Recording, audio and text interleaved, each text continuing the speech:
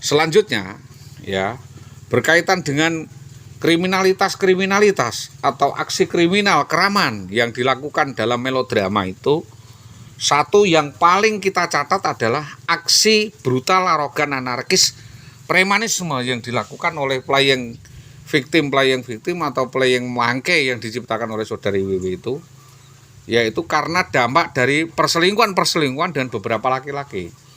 Jadi kalau ada laki-laki diajak selingkuh itu, selingkuhannya diajak memusuhi saya.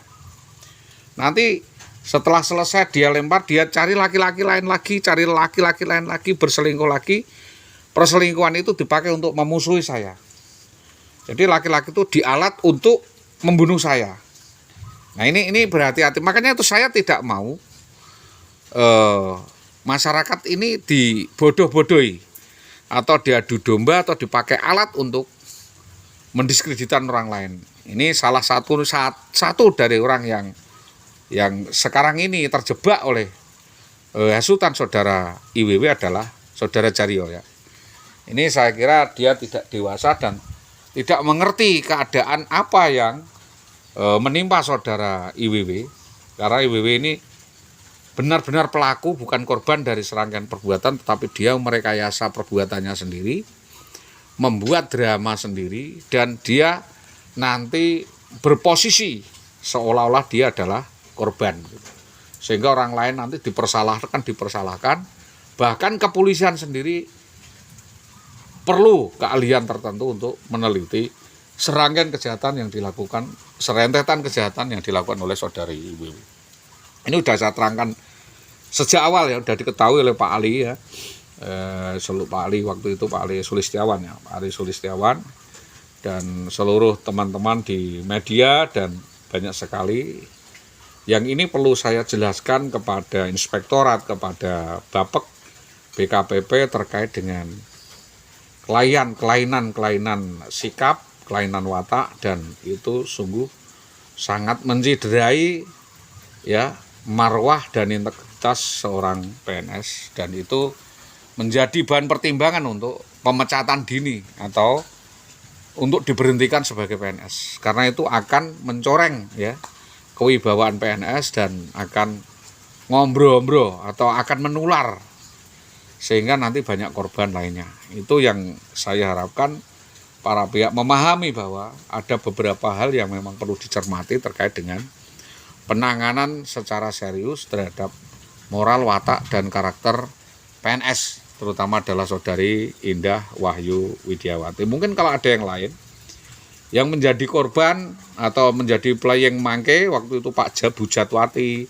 atau dan lain sebagainya, saya minta memberikan saran dan masukan bagaimana agar supaya kasus ini dapat segera teratasi, terutama saudari Wiwi ini sudah mendarah daging, saya kira tidak akan sembuh. Dia akan bermain drama lagi atau pura-pura minta maaf, itu nanti cuma pengen merampok uang atau merekayasa orang. Jadi kalau ya kleset-kleset minta talangan dana, minta uang, saya ini orang enggak punya, saya ini anak yang orang duit mas, gini-gini, nanti dikasih uang dia nanti akan jerandal dia. Jadi pura-pura mati dapat uang suntian dana dia lari. Dan akan seperti itu terus saya sampaikan kepada Dinas Pendidikan, kepada SD, kepala sekolah dan lain sebagainya. Jadi jangan percaya statementnya itu betul-betul mengharu, menghasut. Kalau orang tidak tahu latar belakangnya dia mesake, nanti ngutangi duit, membantu membelikan baju dan sebagainya, tapi akhirnya nanti akan menjadi korban. Ini yang belakangan ini menjadi korban Bunita ini. Ya, perumahan Bunita ditempati, tidak dirawat, bahkan dijual kepada orang lain, ditinggalkan begitu saja, atau mungkin ditempati tapi kotor atau isinya dijual, dan dia akan mencari induk semang baru. Dia cari induk semang, tempat kos-kosan baru yang bagus, nanti dikuras isinya, dijual lemari dan isinya dikuras habis. Setelah itu ditinggalkan lagi, dia akan cari lagi. Jadi saya minta para pihak ini mencermati, terutama ya pihak SD harusnya tahu lah. Ini karena ulah seperti ini dilakukan berkali-kali sehingga membuat malu dari keluarga kami, tetapi dia mempermalukan keluarga kami yang sudah menjadi korban untuk menutupi bahwa dia tidak disayangi, tidak dilakukan, tetapi dia tidak punya empati sama sekali, tidak punya rasa belas kasihan, tidak punya rasa terima kasih atau timbal balik. Dan itu yang mungkin akan saya sampaikan terus sampai semua menjadi jelas. Jadi saya ini salah satu korbannya, terutama memang saya yang ditarget sejak awal untuk dijadikan master ya, dijadikan korban pertama. Jadi banyak saya ceritakan. Dia kalau ada maunya, segala cara dia pakai. Ada maunya. Ya senengannya orang itu apa dibawakan, senengannya bakso tuh kok bakso ini untuk mancing simpati. Nanti setelah jatuh cinta dia pinjam uang. Setelah pinjam uang, ya tidak mau membayar, tidak mau kenal, kabur, ngaleh kos.